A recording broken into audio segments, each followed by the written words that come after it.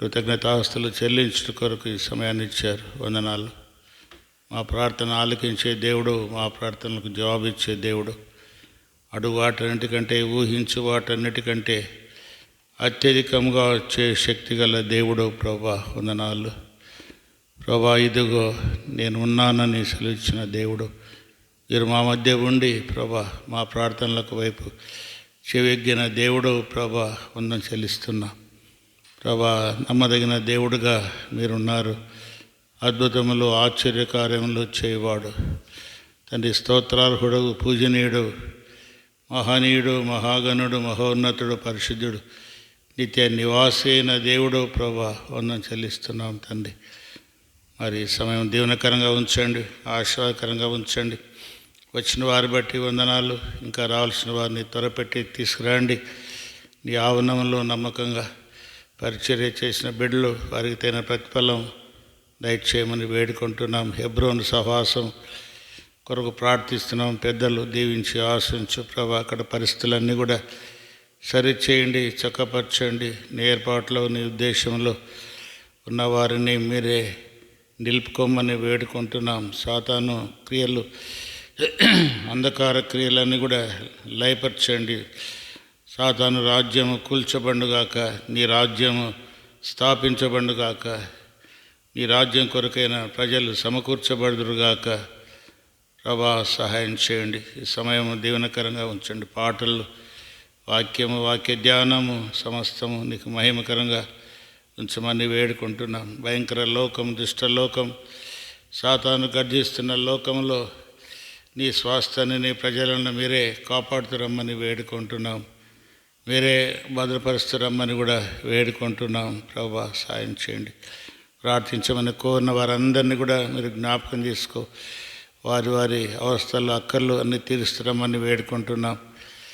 అలాగే ప్రభా ఎలిజబెత్ అమ్మ మనవడు ప్రిన్స్ కోసం కూడా ప్రార్థిస్తున్నాం. జ్వరంతో ఉన్నాడు ప్రభా, ప్రార్థించమని కోరారు. మీరే కరుణించి జ్వరాన్ని గద్దించి పరిపూర్ణమైన ఆరోగ్యము దయచేయమని వేడుకుంటున్నాం. ఇంకా ఎవరెవరు ఎట్టి పరిస్థితుల్లో ఉన్నారో జ్ఞాపకం చేసుకో ప్రభా. విజయమ్మ కోసం కూడా ప్రార్థిస్తున్నాం. ఎల్చక్క కోసం కూడా ప్రార్థిస్తున్నాం. బిడ్డలను కరుణించి ప్రభా వారి బలహీనతల్లో కృప చూపించండి. స్వర్ణక్కను కూడా జ్ఞాపకం చేసుకుని నిస్సి కోసం కూడా ప్రార్థిస్తున్నాం. ఈ మంత్ ప్రభా మరి 9th మంత్ రన్నింగ్ సహాయం చేయండి. బిడ్డ కూడా క్షేమకన కాన్పు కొరకై బిడ్డను సిద్ధపరచమని వేడుకుంటున్నాం. ఈ విధంగా ప్రభా జ్ఞాపకం చేసుకో. ప్రార్థించమని కోరిన వారందరినీ కూడా మీరు జ్ఞాపకం చేసుకో. అలాగే ప్రభా నాగభూషణం వారి కోసం కూడా ప్రార్థిస్తున్నాం. వారి కుమార్ని జ్ఞాపకం చేసుకో, కుటుంబాన్ని జ్ఞాపకం చేసుకో, బలపరుస్తురమ్మని కూడా వేడుకుంటున్నాం. తండ్రి సహాయం చేయండి. ఈ సమయం దీవెనకరంగా ఉంచమని, ఆశీర్వాదకరంగా ఉంచమని, మీ నామానికి మహిమ, ఘనత, ప్రభావం కలిగేసుకోండి. పాటలు, వాయిద్యాలు అన్నీ కూడా జ్ఞాపకం చేసుకో. గొంతు కూడా తాకి ప్రభా మీ నామానికి మహిమ తెచ్చుకోమని యేసు నామమున ప్రార్థించి వేడుకుంటున్నాము తండ్రి. ఆమేన్.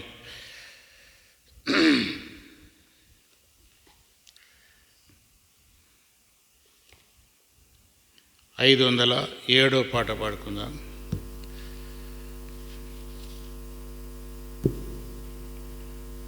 507 సమాధాన గృహంలో పుస్తకాలు 501.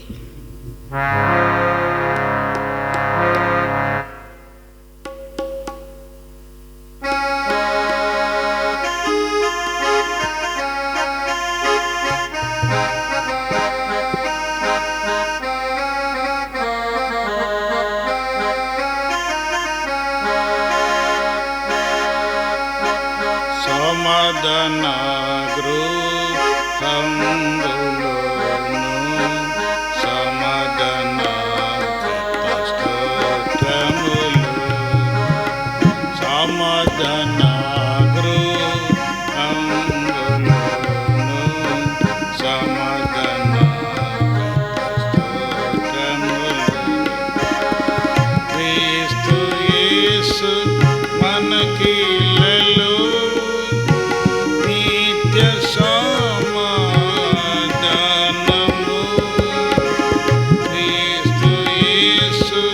మనకిలలో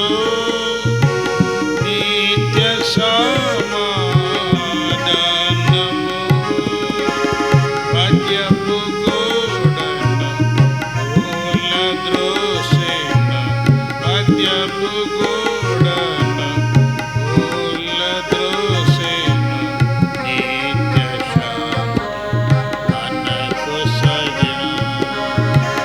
నిత్య శాంతి మనకు సగెను. సమాధానాలు ఆంబులోను సమాధాన స్తోత్రములు. సమాధాన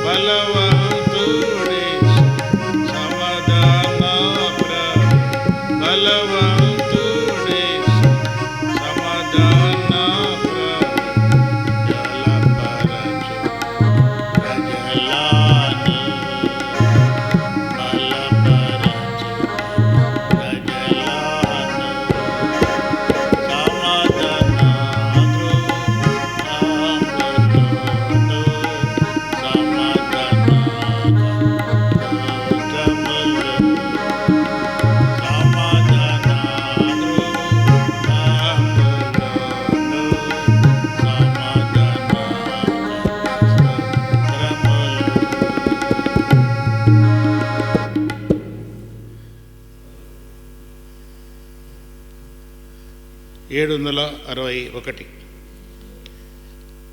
వార్డ్ సంఖ్య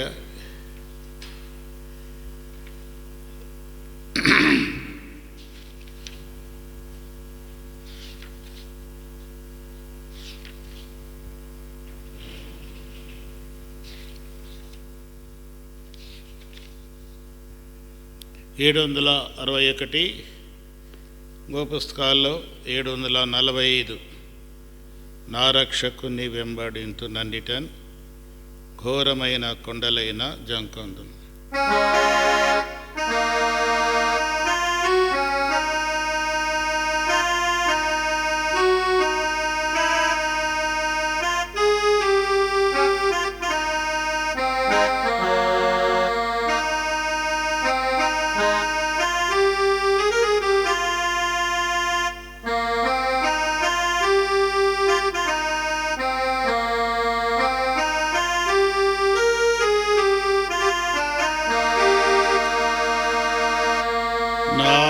రక్షకుని వెంబడింతు నన్నిటను ఘోరమైన కొండలైన జాంకొందును.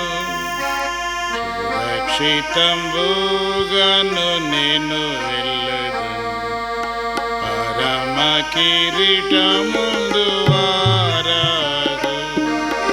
యేసు నేను ఎన్నడెన్నడు ఆశతో అన్నిటను వెంబడింతును. ఆసురంబ ప్రభు వెంట కన్నుకొని ఎక్కడి నీ వెళ్ళోరు. ఆ యేసు తోడ వెళ్ళుచుండు నెల్లడు, ప్రయాసమైన లోయలైన భయపడు. దయచూపు యేసు నన్ను వెంబడించుచు, భయమేల భువనములో దాగన్.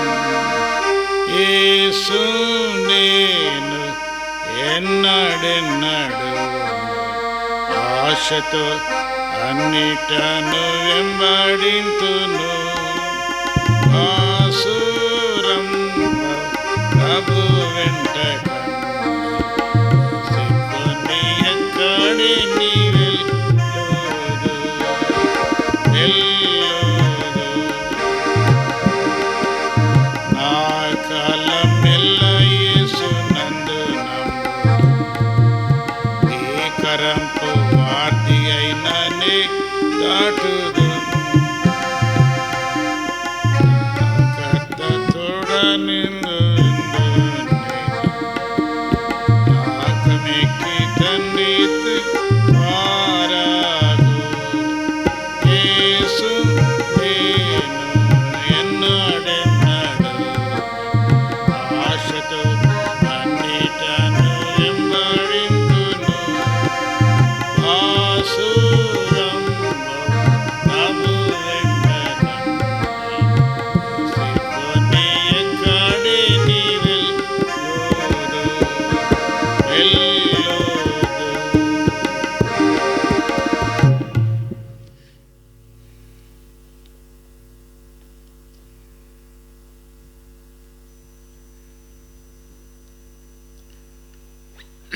ఐదు 598 పాట, పాట సంఖ్య 598. ఇంకో పుస్తకాల్లో 587. ప్రార్థన వినేడు దేవా.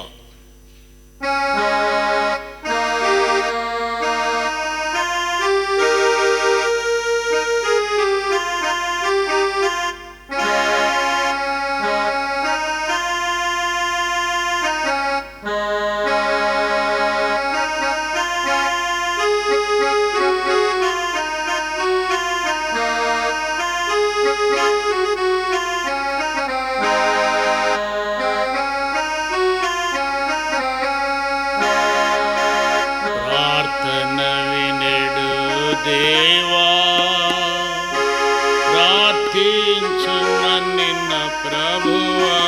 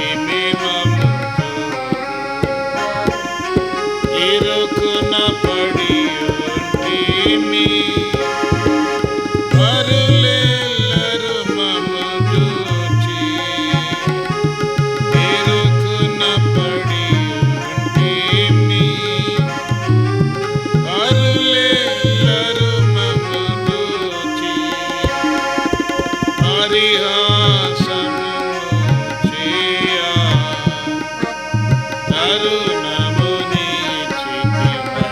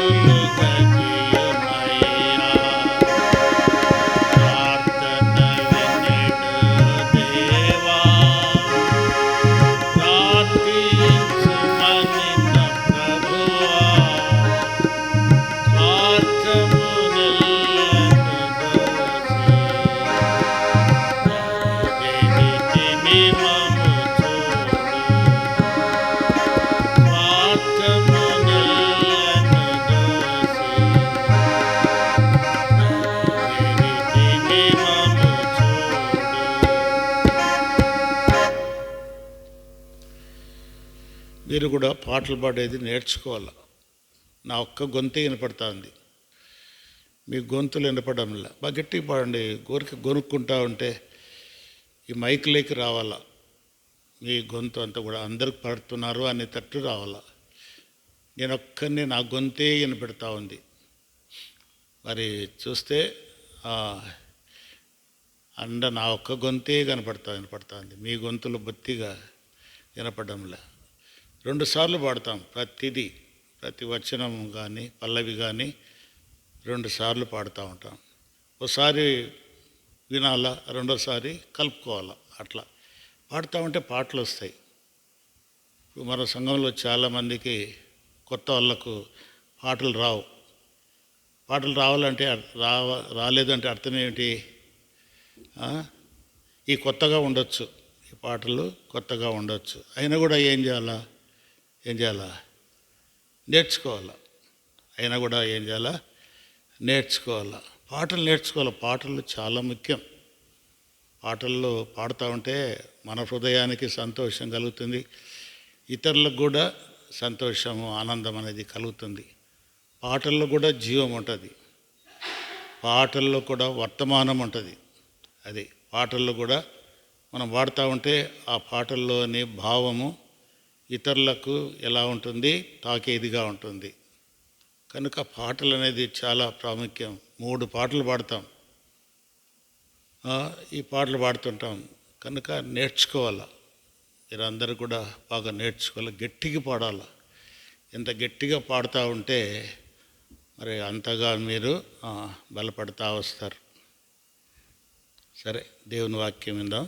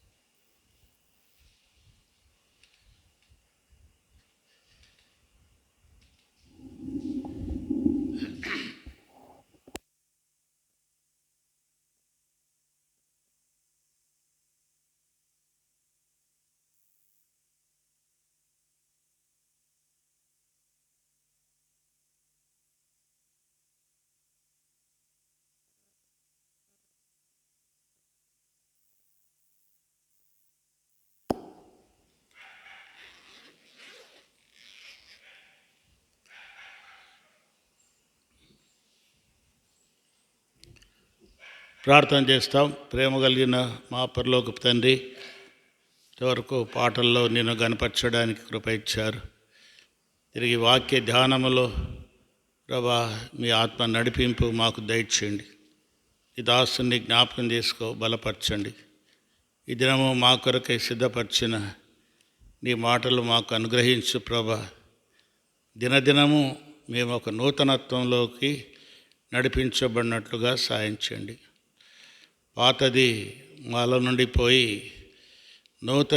నూతనమైనది ప్రభా మాలోనికి వచ్చినట్లుగా చేయమని వేడుకుంటున్నాం. అన్నిట్లో అనుభవాలు మాకు దయచేయండి.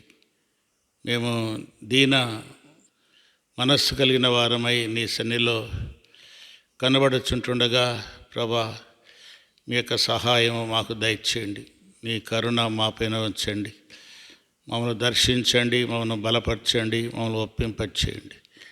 మీకే మహిమ ఆరోపిస్తూ యేసు నామమున ప్రార్థించి వేడుకుంటున్నాము తండ్రి, ఆమేన్.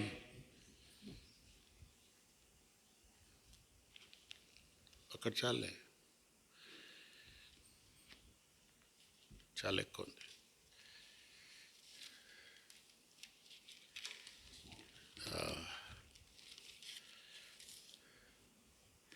కొరింథీయులకు రాసిన మొదటి పత్రిక, కొరింథీయులకు రాసిన మొదటి పత్రిక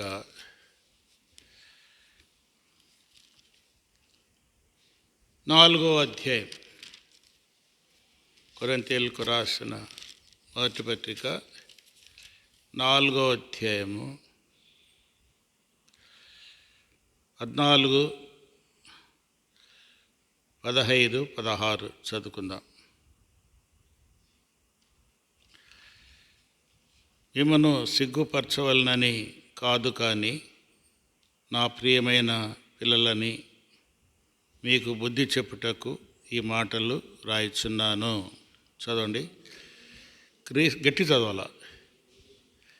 క్రీస్తునందు మీరు ఉపదేశకులు 10,000 మంది ఉన్నాను, తండ్రులు అనేకులు లేరు. క్రీస్తు యేసునందు స్వార్థ ద్వారా నేను మిమ్మను కంటిని గనుక మీరు నన్ను పోలి నడుచుకున్న వారై ఉండవలనని మిమ్మలను బతిమాలు కొనుచున్నాను. ఈ మాటలు దయగల దేవుడు ఆశీర్వదించునుగాక. ఇక్కడ మిమ్మల్ని సిగ్గుపరచవలనని కాదు, కానీ నా ప్రియమైన పిల్లలని మీకు బుద్ధి చెప్పుచున్నాను. అంటే పౌలు యొక్క భారం ఏమిటి? కొరింథీలో ఉన్న సంఘము, కొరింథీ సంఘాన్ని చెప్పాను కదా, మొదటి అధ్యాయంలో మెచ్చుకున్నాడు. చాలా విషయాల్లో ఆ సంఘము ఎంతో అన్ని విషయాల్లో బాగున్నదని ఆ సంఘాన్ని గురించి మెచ్చుకున్నాడు. కానీ అయితే అక్కడ ఉన్నటువంటి లోపాలను చూపిస్తూ ఉన్నాడు. ఆ లోపాలు అన్నీ కూడా ఆయన ఉద్దేశం ఏమిటంటే సరి చేసుకోవాలా. వారి అంతరంగములో ఉన్నటువంటి ఉద్దేశం పౌలు ఎరిగినవాడుగా ఉన్నాడు. పౌలు ఎందుకు ఈ మాటలు చెప్తున్నాడు అంటే, పౌలు ఎందుకు వారిని హెచ్చరిస్తున్నాడు అంటే, వారి హృదయములోని విషయాలన్నీ కూడా పరిశుద్ధాత్మ ద్వారా ఎరిగినవాడుగా ఉన్నాడు. నీ హృదయము నాకు తెలియదు, నా హృదయము నీకు తెలియదు. నాలోని విషయాలు నీకు తెలియదు, నీలోని విషయాలు నాకు తెలియదు. అయితే నీలో ఉన్న విషయాలు నాకు తెలియాలంటే పరిశుద్ధాత్మ దేవుడు బయలుపరచాల. పరిశుద్ధాత్మ దేవుడు మనకు తెలియచేయాల. అప్పుడే మనము ధైర్యముతో హెచ్చరించేటువంటి వారంగా ఉంటాం. ఇక్కడ మిమ్మల్ని సిగ్గుపరచవలనని కాదు, కానీ నా ప్రియమైన పిల్లలని మీకు బుద్ధి చెప్పుటకు ఈ మాటలు రాయిచున్నాను. నా ప్రియమైన పిల్లలు, నా పిల్లలు, అది భారం ఉంది ఇక్కడ. పిల్లలతో మాట్లాడే విధానం ఉంది, ఇతరులతో మాట్లాడేటువంటి విధానం ఉంది. పిల్లలతో ఎట్లా మాట్లాడతాం మనము? చెప్పండి. మన పిల్లలతో ఎట్లా మాట్లాడతాం? ఒకవేళ కోపం వచ్చిందనుకోండి, కోపం వచ్చినా కూడా మళ్ళీ ఏం చేస్తాము? దగ్గర తీసుకుంటాం. ఎందుకు? కోపం వచ్చినప్పుడు ఏం చేస్తాం? వాళ్ళు కొట్టవచ్చు కూడా. కోపం వచ్చినప్పుడు కొన్నిసార్లు కొట్టవచ్చు, తిట్టవచ్చు కూడా. కొన్నిసార్లు కఠినంగా మాట్లాడతారు, కొందరు కఠినంగా మాట్లాడతారు. అయినా ఆ మాటల్లో ఏముంటుంది అంటే ప్రేమ ఉంటుంది. పిల్లలు కాకపోతే ఉండదు కదా. మన పిల్లలు కాకపోతే మనకు అంత భారం ఉండదు, ఏదో చెప్పాలా. ఇక్కడ అందుకే అంటాడు, మీరు నా పిల్లలని మీకు బుద్ధి కలుగుటకే ఈ మాటలు రాయిచున్నాను. బుద్ధి కలగడానికి నేను చెప్పే మాటలన్నీ కూడా మీ శ్రేయస్సు కోరే మాట్లాడుతున్నాను అని, మీ క్షేమం కోరే చెప్తున్నాను, మీకు బుద్ధి కలగడానికి. అంటే మీ ప్రవర్తన ఎలా ఉంది? సరిగా లేదు. అది మీ ప్రవర్తన సరిగా లేదు కనుక మీ ప్రవర్తనను సరి చేసుకోవడానికి నా పిల్లలు అనేటువంటి భారము కలిగి నేను ఈ మాటలు మీకు రాయిచున్నాను. ఏమంటాడు? క్రీస్తునందు మీకు ఉపదేశకులు 10,000 మంది ఉన్నాను, తండ్రులు అనేకులు లేరు అంటాడు. బోధకులు అనేకులు ఉండవచ్చు. ఎంతమంది? క్రీస్తునందు మీకు ఉపదేశకులు 10,000 మంది. 10,000 మంది ఉన్నను, 10,000 మంది ఉన్నను తండ్రులు లేరు. అంటే తండ్రి స్వభావముతో హెచ్చరించే వాళ్ళు లేరు. బోధకుడు ఉంటే బోధకుడు ఏం చేస్తాడు? తను బోధించి వెళ్ళిపోతాడు, అంతే కదా. టీచర్ ఉన్నాడు, టీచర్ ఏం చేస్తాడు? చెప్తాడు, వెళ్ళిపోతాడు. విన్నవారు వింటారు, వినని వారు వినలేరు. అది ఒక తల్లిదండ్రి అయితే ఏం చేస్తారు? ఒక తండ్రి అయితే ఏం చేస్తాడు?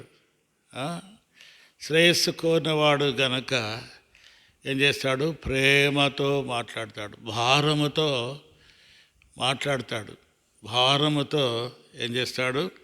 హెచ్చరిస్తాడు. ఉపదేశకులు 10,000 మంది ఉన్నా కూడా తండ్రులు లేరు. ఈనాడు కూడా సంఘాలలో ఎక్కువగా మనం చూస్తాం. ఒక తండ్రిలాగా హెచ్చరించేటువంటి వాళ్ళు లేరు, కఠినంగా మాట్లాడే వాళ్ళు లేరు. అంత సర్దుబాటు.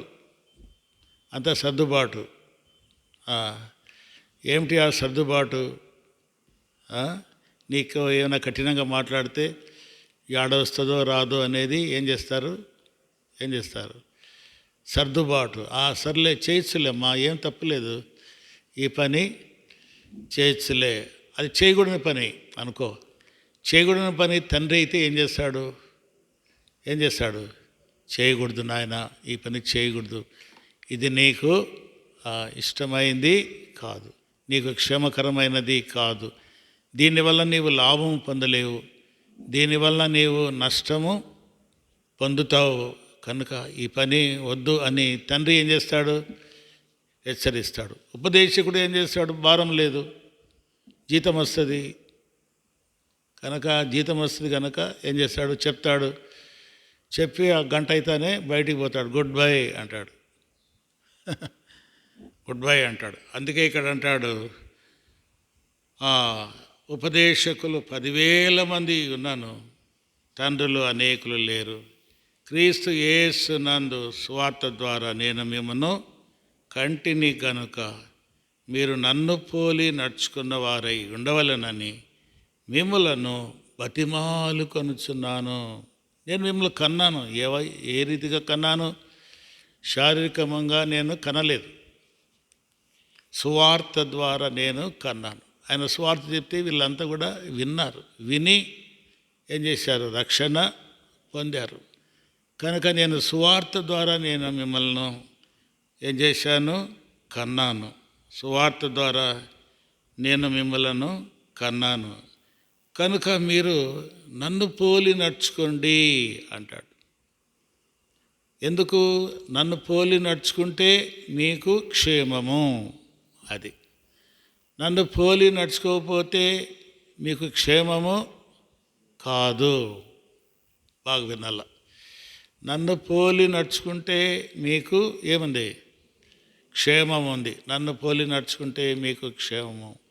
నన్ను పోలి నడుచుకోకపోతే మీకు నష్టం ఉంది. ఆత్మీయంగా ఎదుగుదల ఉంటే మీరు క్షేమాభివృద్ధి చెందుతారు. ఆత్మీయంగా ఎదుగుదల లేకపోతే, ఇంకా బలహీనపడితే, కృంగిపోతే ఏముంటుంది? ఆత్మీయంగా నష్టం అనేది నష్టం అనేది ఉంది. కనుక మీరు నా వల్లే నన్ను పోలి నడుచుకో, నన్ను చూడు, నేను ఎలా నడుచుకుంటున్నానో నీవు కూడా అలా నడుచుకో. అది ఒక మాదిరిగా ఒక ఎగ్జాంపుల్గా, ఇదిగో నేనున్నాను, నన్ను చూడు, నేను ఎట్లా నడుచుకుంటా ఉన్నానో, నేను ఎట్లా మాట్లాడుతూ ఉన్నానో, ఎట్లా ప్రవర్తిస్తూ ఉన్నానో, ఎట్లా జీవిస్తూ ఉన్నానో అవన్నీ కూడా నీవు చూడు, నన్ను చూసి నీవు నడుచుకో. ఎందుకు? నేను కూడా ఏం చేశాను? ఎవరిని పోలి నడుచుకుంటున్నాను? నేను కూడా క్రీస్తును పోలి నడుచుకొని వచ్చున్నాను. 1 కొరింథీయులకు రాసిన పత్రిక 11వ అధ్యాయం. కొరింథీయులకు రాసిన మొదటి పత్రిక 11వ అధ్యాయము 1వ వచనంలో, నేను క్రీస్తును పోలి నడుచుకొనుచున్న ప్రకారము మీరును నన్ను పోలి నడుచుకోండి. తీసుకున్నారా ఈ భాగము?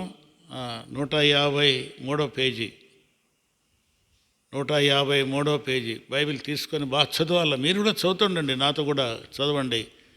బాగా దాంట్లో ఉన్నటువంటి సారాంశము బాగా వినండి. ఇక్కడ ఏం రాయబడింది? పౌలేమంటాడు, నేను క్రీస్తును పోలి నడుచుకొనుచున్నాను. నేను క్రీస్తును పోలి నడుచుకుంటున్నాను కనుక మీరు నన్ను పోలి నడుచుకోండి. క్రీస్తు ఎట్లా నడిచాడు? క్రీస్తు ఎట్లా నడిచి ఎట్లా మాదిరి ఉంచిపోయాడు? అది క్రీస్తు ఎలా నడిచాడు?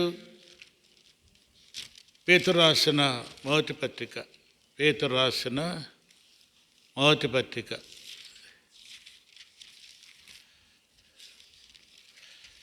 పేతురు రాసిన మొదటి పత్రిక,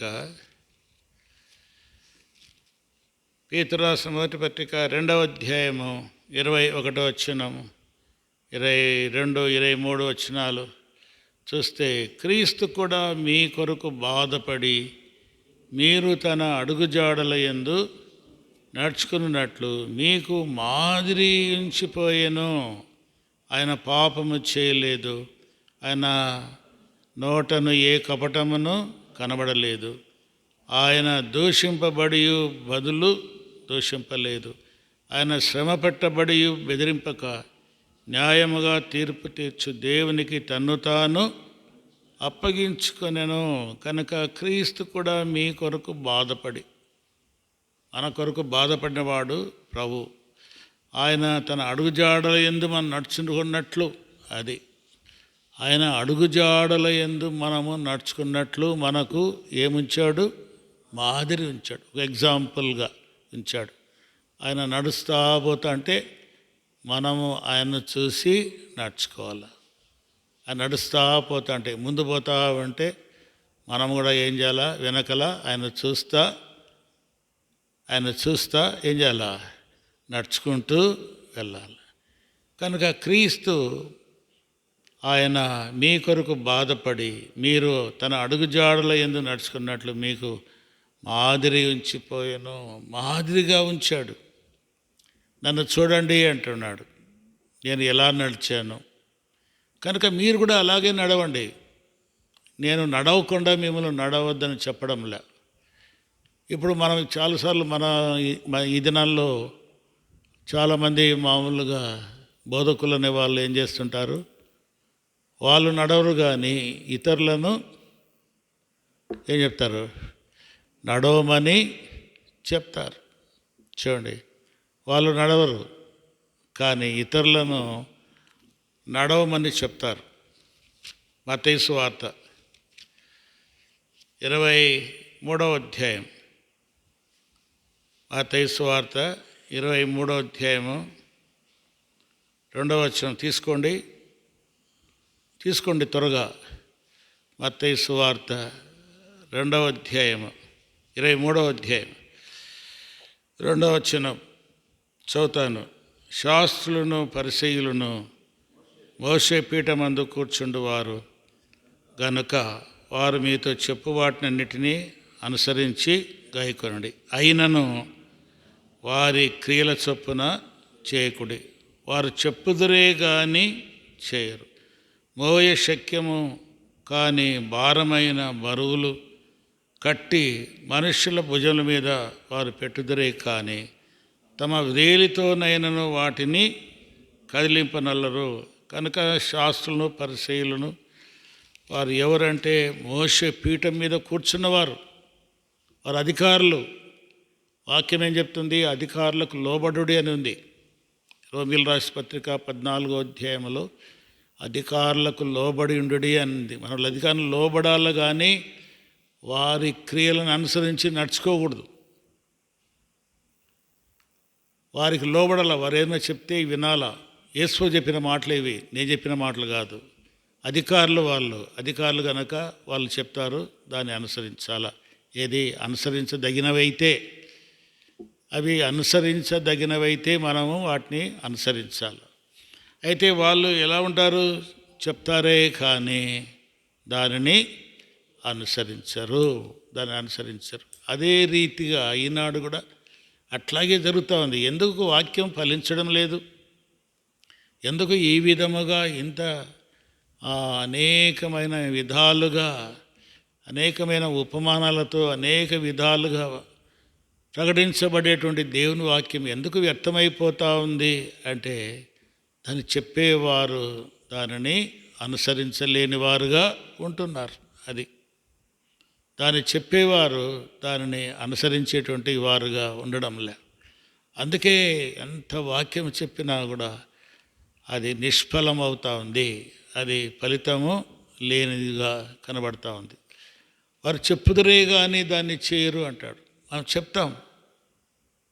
ఇప్పుడు మనం అందరం కూడా బోధకులమే. ఇప్పుడు ఈ దినాల్లో అందరు కూడా బోధకులే. అందరు కూడా దేవుని వాక్యాన్ని పంచేటువంటి బాధ్యత అందరికీ ఇచ్చాడు. ఆ దినాల్లో ఏదో కొంతమంది చెప్పేవారే అని అనిపించారు. ఇప్పుడు అందరూ చెప్తా ఉన్నారు. సంఘములో అందరూ విశ్వాసులు చెప్తున్నారు, పెద్దలు చెప్తున్నారు, సేవకులు చెప్తా ఉన్నారు. అంటే దాని ఉద్దేశం ఏమిటంటే, అందరిపైన ఈ భారము ఉన్నది. పౌలు చెప్పినట్లు చెప్పాలా. ఏమని చెప్పాలా? నేను క్రీస్తును పోలి నడుచుకొనుచున్న ప్రకారము మీరును నన్ను పోలి నడుచుకోండి. అట్లా ఇదిగో క్రీస్తు నడిచినట్లు నేను నడిచాను. ఓ అమ్మ నా దిక్కు చూడు, ఓ అయ్యా నా దిక్కు చూడు, నేను క్రీస్తును పోలి నడుచుకొనుచున్నాను కనుక నన్ను పోలి కూడా నడుచుకోండి, నన్ను అనుసరించండి, నా మాటలు వినండి, నన్ను అనుసరించండి అని పౌలు ఎలా చెప్తున్నాడో అట్లాగే మనం కూడా చెప్పాలా. ఫిలిప్పీలు రాసిన పత్రిక చూడండి. ఫిలిప్పీలకు రాసిన పత్రిక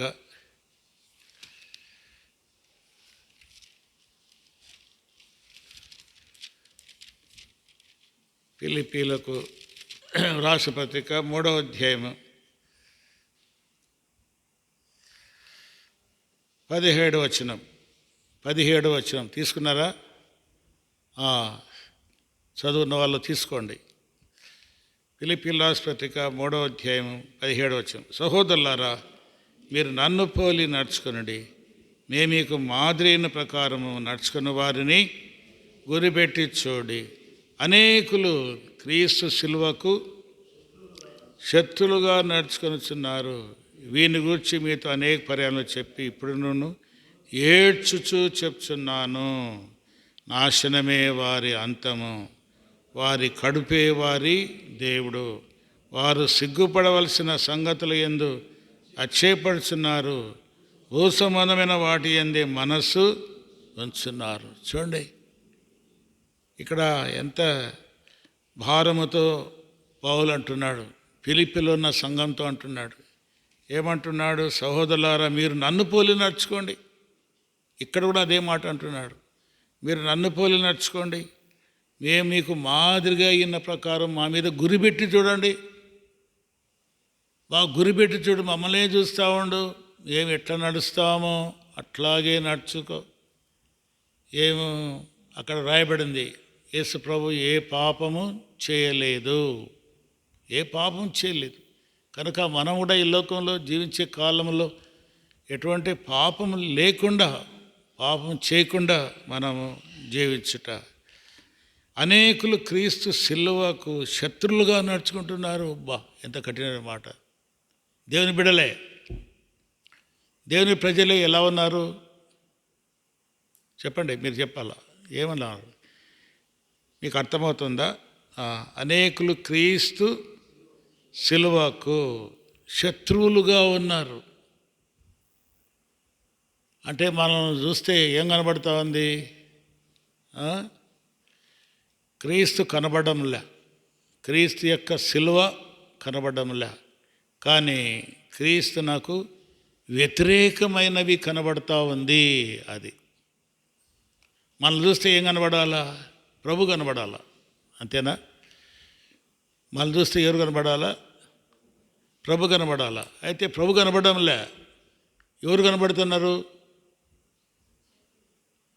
శత్రువు అంటే ఎవరు? సాతానుడు. మనల్ని చూస్తే ప్రభు కనపడాలి, కానీ ప్రభు కనపడంలే. ఎవరు కనబడుతున్నారు? సాతానుడు కనబడుతున్నాడు. క్రీస్తు సిలువకు శత్రువులను నడుచుకొస్తున్నారు. వీరిని గూర్చి ముందు అనేక పర్యాలను చెప్పినాను, ఇప్పుడును ఏడ్చుచూ చెప్తున్నాను అంటాడు. ఏడుస్తా చెప్తున్నాడు, ఎంతో బాధతో చెప్తున్నాడు, కన్నీరు గారుస్తూ చెప్తున్నాను. వాని గురించి నేను చెప్పాను, మార్పు లేదు. ఎన్నిసార్లు చెప్పానో మార్పు లేదు. ఎన్నిసార్లు కఠినంగా బుద్ధి చెప్పాను, మార్పు లేదు. అట్లాగే ఉన్నారు, అట్లాగే ఉన్నారు. క్రీస్తు సిలువకు వారు ఎట్లా ఉన్నారు? శత్రువులుగా ఉన్నారు, శత్రువులుగా ఉన్నారు. మనం శత్రువులుగా ఉందామా? శత్రువుగా ఉన్నామా? లేక శత్రువులుగా ఉన్నామా? లేక అనుకూలంగా దేవుని బిడ్డలుగా ఉన్నామా? అది మనం పరిశీలించుకోవాలి. ఇంకా ఏమంటాడు? వాళ్ళ కఠినమైన మాట అంటాడు, నాశనమే వారి అంతము. వారి అంతం ఏమిటి? అలా నడుచుకునేటువంటి వారు ఎవరు? వీళ్ళు దేవుని బిడ్డలే, యేసుప్రభుని అంగీకరించిన వారే, వేరే వాళ్ళు అని కాదు. క్రీస్తును ఎరుగని వారిని గురించి చెప్పడం వల్ల సంఘాన్ని గురించి చెప్తున్నాడు. ఫిలిప్పులో ఉన్న సంఘాన్ని గురించి, సంఘములోని విశ్వాసులందరికీ చెప్పేటువంటి మాట ఏమిటి? ఇక్కడ చూస్తే నాశనమే వారి అంతము. వారి ఎండింగ్ ఏమిటంటే నాశనము. తర్వాత వారి కడుపే వారి దేవుడు. వారి కడుపే వారి దేవుడు అంటే వారి కడుపు ఎట్లా ఉంది? వారికి దేవుడిలాగా ఉంది. అంటే నిజమైన దేవుణ్ణి వాళ్ళు సేవించడం వల్ల దేన్ని సేవిస్తున్నారు చెప్పండి? కడుపును.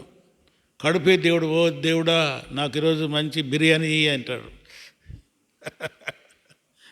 ఆ దేవుడు అన్నమాట. దేవుడు, ఈ దేవుడే దయ తెలిసినట్టు దేవునికి మొరపెట్టడంలా. కడుపే వారి దేవుడు అంటే దాని అర్థం ఏంటంటే, అయ్యా ఈరోజు బాగా మంచి పుష్టికరమైన భోజనం,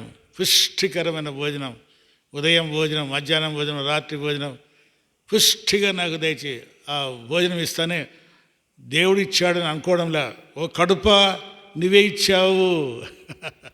అట్లా కడుప నువ్వే ఇచ్చావు. కడుపే వారి, చెప్పండి, కడుపే వారి దేవుడు. వారు తాము సిగ్గుపడవలసిన సంగతుల యందు అచ్చయపడుతున్నారు. అది సిగ్గుపడాల్సిన విషయాలు ఎవరో చెప్పాల్సిన అవసరం లేదు. మీరేమని అనుకోండి, నేను చెప్పాల్సిన బాధ్యత నాకుంది కనుక నేను చెప్తా. మీరేమని అనుకోండి, నన్ను కొట్టినా కూడా పర్లే, నన్ను ఏం చేసినా కూడా పర్లే, నా బాధ్యత.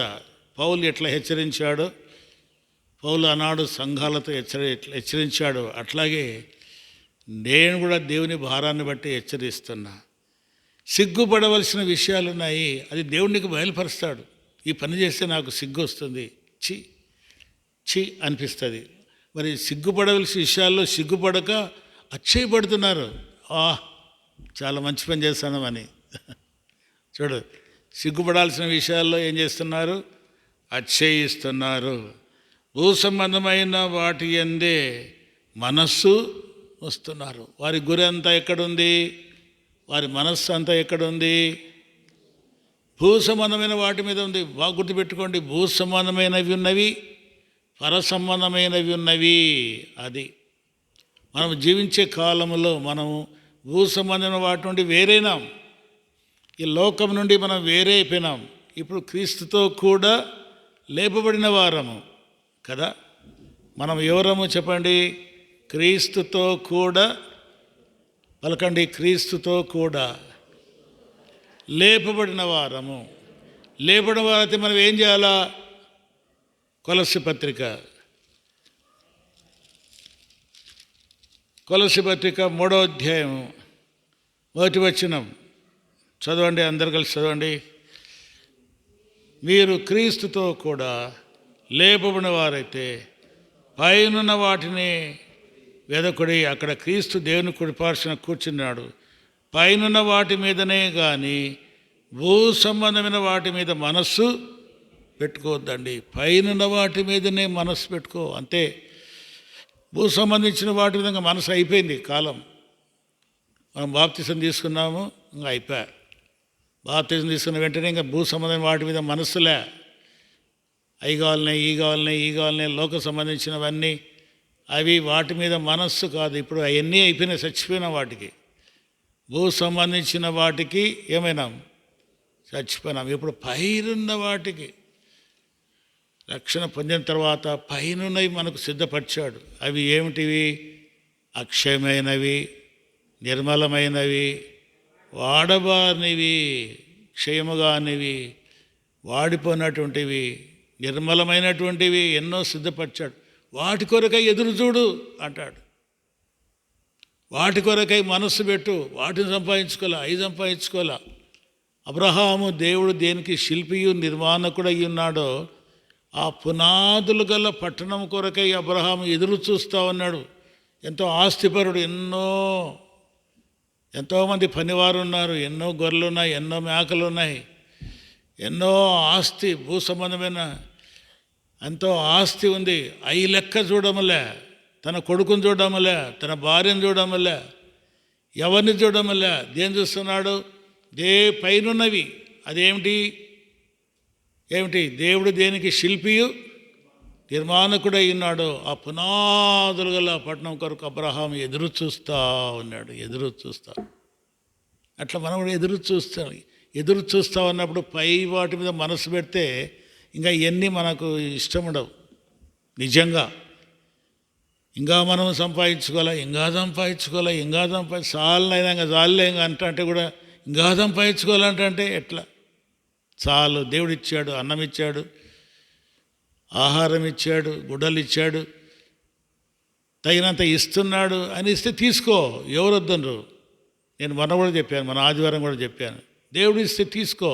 అబ్రహాంకి ఇచ్చాడు, చేయలేదా? ఇస్సాక్కి ఇచ్చాడు, యాకోబుకి ఇచ్చాడు. మన పితరులందరికీ దేవుడు ధనవంతులుగా పెట్టాడు, ఇచ్చాడు. కానీ నువ్వు మోసం చేయొద్దు, నువ్వు అన్యాయం చేయొద్దు, అక్రమం చేయొద్దు. ఆ డబ్బును అన్యాయంగా సంపాదన కొరకై దాన్ని చేయొద్దు. దాన్ని అట్లా చేస్తే నీవు నష్టపోతావు. దేవుడు ఇచ్చాడు, తీసుకో, అనుభవించు. ఇప్పుడు ముగిస్తాం, అయిపోయింది టైం. జక్కయ్య రక్షణ పొందాడు. జక్కయ్య రక్షణ పొందకముందు ఎట్లున్నాడు? అన్యాయస్తుడు. ఏం చేసేవాడు? వడ్డీ ఎంత? 10 రూపాయలు అయితే 40 తీసుకునేవాడు, 4 గంటలు. పన్ను 10 రూపాయలు పన్ను అయితే ఏం చేసేవాడు? 40 రూపాయలు వంతం చేసేవాడు. రక్షణ పొందాడు. దేవుడు ఆయన రక్షించాడు, ఆయన ఇంటిలోనికి వచ్చాడు, ఆయన హృదయంలోనికి వచ్చాడు. ఇప్పుడు జక్కయ్య అంటున్నాడు, ఇదిగో ప్రభా, పెద్ద ఆస్తిపరుడు, ఎంతో డబ్బు సంపాదించాడు. సంపాదించిన డబ్బంతా ఏమంటున్నాడు? ఇప్పుడు ఏమంటున్నాడు? ఇదిగో ప్రభువా, నా ఆస్తి, ఇంత ఆస్తిలో సగము ఏం చేస్తున్నాను? బీదలు. ఎవరైనా ఇస్తారా? బీదలకు ఒక్కరికైనా ఏదో అంటారు సామెత, పిల్లికి భిక్షం పెట్టిన వాళ్ళు ఉంటారంట. పిల్లికి భిక్షం పెట్టిన వాళ్ళు. ఒక ఆయన, నేను పనిచేసిన కాడ ఖమ్మంలో నిజంగా పిల్లికి భిక్షం పెట్టాడు. ఎవరికి ఒక్కరికి కూడా ఆయన చేయి దాచి డబ్బు ఇచ్చినవాడు కాదు. విశ్వాస పెద్దనే, ఎల్డర్. ఆయన ఎల్డర్ సంఘంలో ఒక్క పైసా కూడా ఇచ్చేవాడు కాదు. అయితే మారిండు, మార్పు వచ్చింది. మేము స్వార్థ చేస్తాము, అప్పుడు బాగా స్వార్థ చేస్తాను. వ్యాన్ కోసం, అయ్యా వ్యాన్ కావాలా ప్రార్థన చేయండి, వ్యాన్ కావాలా ప్రార్థన చేయండి అని ప్రార్థన చేస్తాను. ప్రార్థన చేస్తానంటే ఒకరోజు వచ్చాడు. చూడండి, ఒకరోజు వచ్చాడు. ఒకరోజు చేయమన్నాడు, అన్నా ప్రైజ్లాడన్నా, ప్రైజ్లాడన్నా. ఏమనంటే, అన్నా నాకు భారం వచ్చింది, నేను ప్రార్థన చేశాను, వ్యాన్ కోసము, ఇదిగో నా డబ్బులు అని ఇచ్చాడు. చెక్కు రాసిచ్చాడు. ఆశ్చర్యమైంది. అందరికి చెప్తా అంటే, అందరికీ నేను చెప్తా అంటే, ఓయబ్బా ఆయన పిల్లికి భిక్షం పెట్టాడే అంటాడు. పిల్లికి భిక్షం పెట్టినాడు ఏం చేసిండు? వ్యానుకి ఎంత ఖర్చు అయిందో అంత డబ్బు ఇచ్చిండు ఆయన. మొట్టమొదటి నా యొక్క దాంట్లో నాకు ఎంత డబ్బు వస్తుందో ఆ డబ్బు వ్యాన్కు అని తీర్మానం చేశాడంట. ఇప్పుడు మహిమలో ఉన్నాడు చూడండి ఎంతగా త్యాగం. మనం ఎవరికి ఒక చేతులు చాపబోతే ఎప్పుడు త్యా త్యా త్యా ఇట్టే మన చేతులు ఉండిపోయాయి. ఎప్పుడు ఇట్లా పెడతాం మనం? మన దిక్కు దేవుడు చేయి చాచద్దు, చాపాలని లేదా? కనుక మనం ఇట్లా చేయి ధారాళముగా చాపేవారంగా ఉంటేనే మనకు కూడా దేవుడు ఏం చేస్తాడు? ధారాళముగా మనకిస్తాడు. ఈ లోకంలో ఉన్న నీ ఆస్తి కానీ నా ఆస్తి కానీ మనందరి ఆస్తి కానీ బ్యాంకులో 10 కోట్లు ఉందనుకో, ఆ కోట్లు పరలోకంలో కోట్లు రావు, వస్తాయా? ఎంటీ నీ 10 కోట్లు ఈ లోకం మట్టుకే. చూడండి ఎంత ఎంత భయంకరమో. నువ్వు సంపాదించుకున్నటువంటి బంగారు, నువ్వు సంపాదించుకున్నటువంటి డబ్బు, ఇదంతా ఈ లోకం వదిలిపోయేటప్పుడు అది 0, 0, ఏం లేదు. నువ్వు తీసుకుపోయేది ఏది తీసుకుపోతావంటే, ఎవరికైతే ఆయన పిల్లలకు నీవు సహాయం చేశావో, దేవుని కార్యాల కొరకై నీ హస్తం చాపావో, వాళ్ళు అయ్యే నీకు ఏమొస్తాయి? అన్ని బ్యాంకులో డబ్బు వేసుకున్నట్లు అవి నీకు సహాయం కూడా వస్తాయి.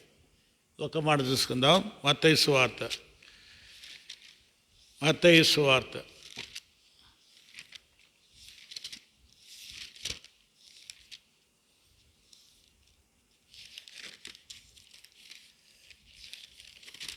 25వ అధ్యాయం.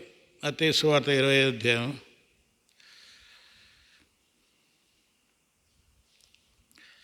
34 వచ్చి ఉండి చదువుతా ఉండి 34 వచ్చిన నుండి బాగా మనం ఈ మాట మీద మనసు పెట్టండి.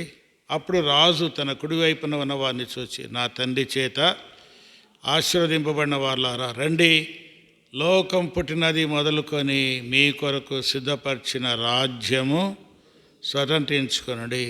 నేను ఆకలిగొంటిని, మీరు నాకు భోజనం పెడితిరి, దప్పిగొంటిని, నాకు దాహం ఇచ్చితిరి, పరదేశినయ్యుంటిని, నన్ను చేర్చుకుంటిరి, దిగంబరనయ్యుంటిని, నాకు బట్టలిస్తిరి, రోగినయ్యుంటిని, నన్ను చూడవచ్చితిరి, చెరసాల్లో ఉంటిని, నా యొద్దకు వచ్చితిరని చెప్పాను.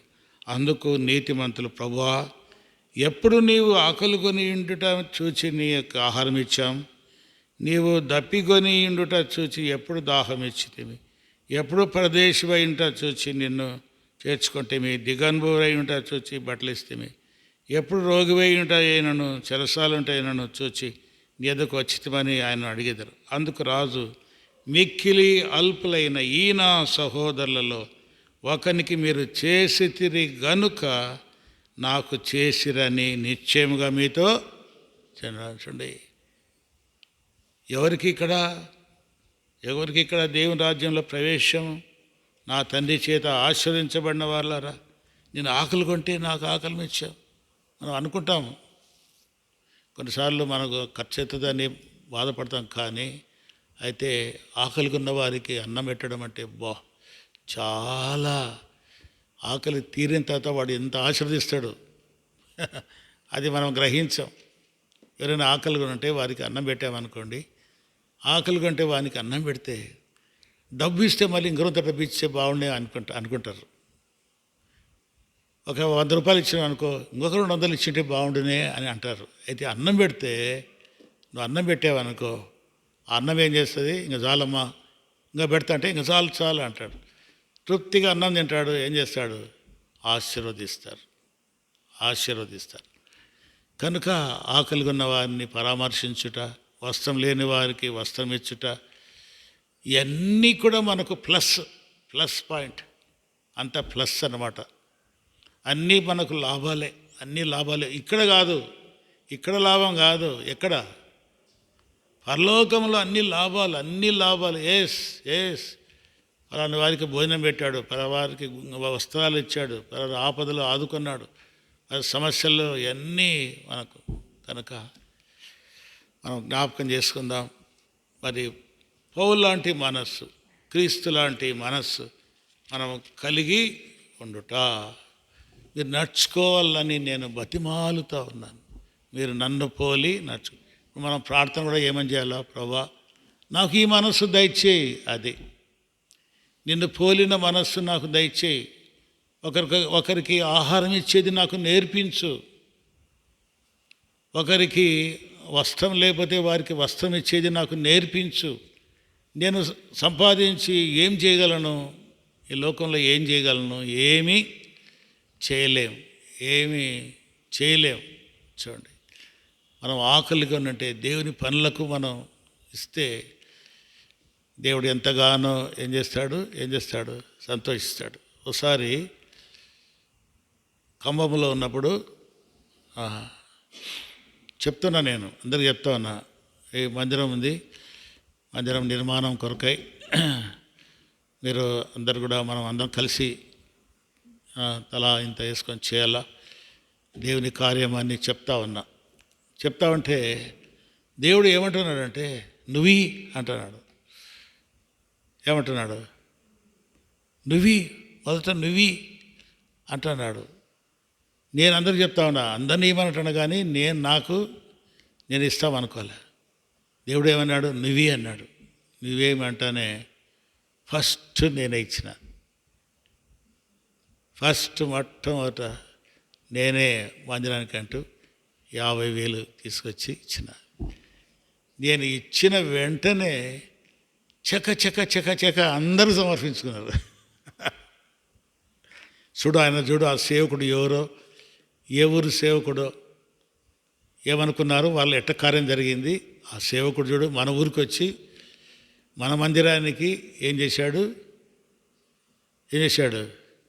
డబ్బులు ఇచ్చాడు, 50,000 ఇచ్చాడు. అరే మనం సిగ్గు తెచ్చుకోవాలి, ఇది మందిరం అని. ఒక్కొక్కరు ఇదిగో నేను టైల్స్ వేస్తానంటే, నేను పిల్లర్స్ వేస్తానంటే అయిపోయా. రేకు అంతా షేప్ అంతా మారిపోయి 1 నెల 2 నెలల కల్లా అయిపోయింది. బద్యల్లో అంతే. మీరేమనుకోండి, ప్రభునామని చెప్తా, ప్రతి మందిరంలో నా హస్తం ఉంది. ప్రభుని బట్టి చెప్తున్నా, ప్రతి మందిరంలో నా హస్తం ఉంది. కనుక ఏమైనా సరే మనం దేవునికంటూ ధారాళముగా చేస్తే, ఇప్పుడు నాకైనా తక్కువ ఉందా? ఏమ్మా, నాకు తక్కువ ఉందా? ఏం తక్కువ ఉంది? ఏం లేదు, బాగా తింటున్నా. ఈ వయస్సులో, నాకు 74 సంవత్సరాల్లో ఈ వయస్సులో అన్నం తింటున్నానంటే గొప్ప సంగతి. చాలామంది పడకలు ఉండరు, ఆ నొప్పులు ఈ నొప్పులు. నాకు ఆశ్చర్యం.